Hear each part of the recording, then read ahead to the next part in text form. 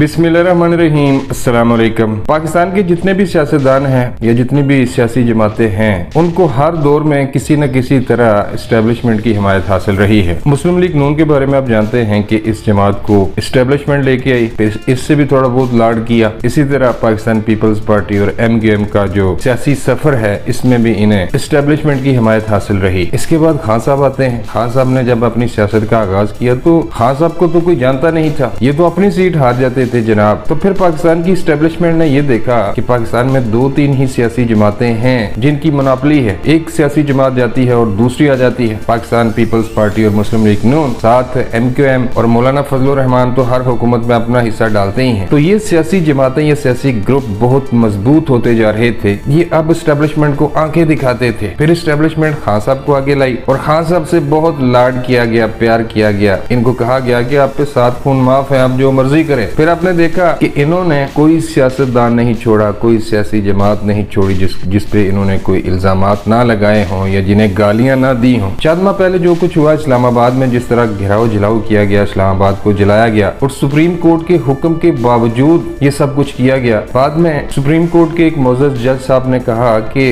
हो सकता है कि हमारा पैगाम इमरान खान तक ना पहुंचा हो। तो इतनी हमायत हासिल थी इन्हें इमरान खान को। लेकिन जब लाडला अपने ही मालिक के खिलाफ, ये जिसने उसे पाला हो, उंगली पकड़ के चलना सिखाया हो, जिसकी परवरिश की हो, अपने बच्चों की तरह पाला हो, जब वो लाडला अपनों के खिलाफ ही बोलना शुरू कर दे, बदतमीजी करे, उनको गालियां दे, तो फिर उसको सजा दी जाती है। गालियों की हद तक तो ठीक है, चलो एस्टेब्लिशमेंट ने भी ये कहा कि ठीक है, गुस्सा है, हुकूमत हाथ से छीन जाने का गुस्सा है, 2-4 दिन ऐसा करेंगे फिर चुप करके बैठ जाएंगे। लेकिन लाडला चूंकि बिगड़ भी चुका था, इसलिए इस लाडले ने गैर मुल्की एजेंडे पे काम करना शुरू कर दिया। नजम सेठी साहब, पाकिस्तानी सियासत आप कह सकते हैं, सहाफत कह सकते हैं आप, एक बड़ा नाम है, बड़ी गहरी नजर रखते हैं मुल्की सियासत पे। तो इनका एक बड़ा बयान सामने आया है। इन्होंने ये कहा है कि भारत ने पाकिस्तानी फौज में डिसिप्लिन को खत्म करने की या बगावत करवाने की बहुत बार कोशिश की, पैसा खर्च किया। भारत और दूसरी जो कुव्वतें हैं मगरबी, इन्होंने हर कोशिश की कि पाकिस्तानी फौज में ग्रुप बंदी करवाई जाए, पाकिस्तानी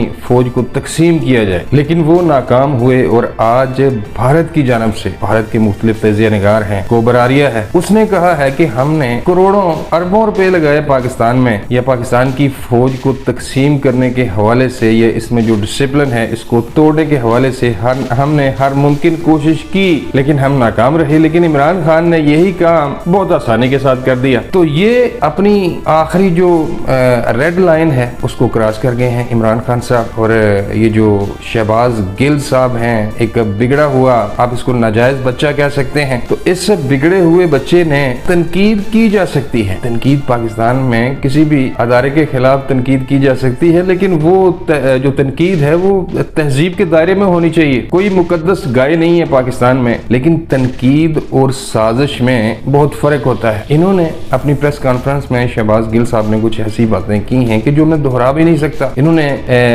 ये कहने की कोशिश की है कि फौज को तकसीम किया जाए और आर्मी चीफ के खिलाफ ये लोग इस कदर नफरत करते हैं, और इस तरह का इन्होंने तासुर देने की कोशिश की कि आर्मी चीफ का हुक्म मानने से इनकार कर दे फौज। इस तरह की इन्होंने साजिश करने की कोशिश की। और इसके पीछे कौन था? इसके पीछे ये कोई इनका अपना जाती बयान नहीं है शहबाज गिल साहब का, इसके पीछे PTI है और इमरान खान है। तो लाडला इस कदर बिगड़ चुका था, इस कदर लाडला बिगड़ चुका था कि उसने गैर मुल्की एजेंडे पे काम करना शुरू कर दिया। अब छानबीन हो रही है, इन्वेस्टिगेशन हो रही है, और अगर लाडले के या शहबाज गिल साहब के पीछे कोई कुव्वत है या इनके किसी के साथ ताल्लुकात साबित हो जाते हैं, तो इनको खूब रगड़ा लगाया जाएगा, निशाने इबरत बनाया जाएगा इन लोगों को कि पाकिस्तान की 70 साल तारीख में जो काम किसी ने नहीं किया। सियासतदानों ने फौज के खिलाफ बयान दिए, नवाज शरीफ साहब ने भी बयान दिए, नाम ले के बयान दिए, लेकिन उन्होंने इस तरह की साजिशें नहीं की, सोशल मीडिया पर ट्रेंड नहीं चलाए। पाकिस्तान के जो चीफ हैं, आर्मी चीफ, ट्विटर पर इनके खिलाफ गद्दारी के ट्रेंड नहीं चलाए गए। 25-25 हजार देकर लोगों को इस काम के लिए भर्ती नहीं किया गया कि आप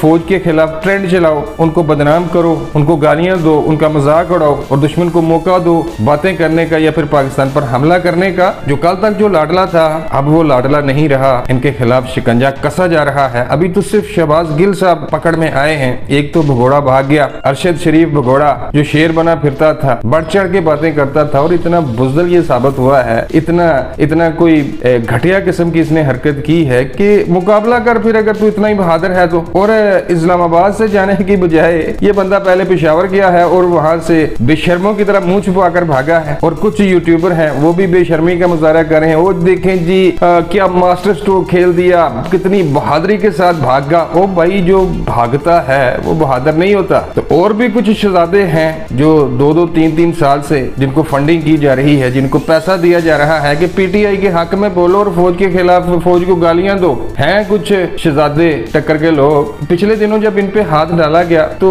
ये हॉस्पिटल पहुंच गए, मुझको जहर दिया गया है जी, मुझको एक ऐसा जहर दिया गया है जो आहिस्ता आहिस्ता बंदे को मारता है। और उसी तरह हट्टा कट्टा है, ये उसी तरह व्लॉग कर रहा है। तो अब माफी नहीं मिलेगी, किसी को माफी नहीं मिलेगी, चाहे वो कोई भी हो, जो फौज के खिलाफ बिला जवाब तनकीद कर रहे हैं ये लोग, और ऐसा ऐसा जहरीला प्रोपेगेंडा कर रहे हैं कि जो कभी दुश्मन ने भी नहीं किया। तो बहुत इनको ढील देकर देख ली जिसने जो डील इनको दे रहे थे। अब उनके सब्र का पैमाना लबरेज हो चुका है। शहबाज गिल तो पकड़ में आ गया है, अब इसके खिलाफ मजीद छानबीन होगी और हो सकता है कि ये माफी मांग ले। और जो असल प्लेयर है इसके पीछे, ये तो एक मोहरा है, ये तो 2 टके का एक मोहरा है इनका। और जो जिन्होंने शहबाज गिल को ये बयान देने पे उकसाया, अगर शहबाज गिल साहब माफी मांग लें या फिर वादा माफ गवाह बन जाएं कि मुझे तो ये लोग कह रहे थे कि ऐसे बयान दो, तो फिर शहबाज गिल साहब के पीछे जो लोग हैं उनकी खैर नहीं है। अब तक के लिए बस इतना ही, मिलता हूँ किसी नई वीडियो में। अल्लाह ने के बाद।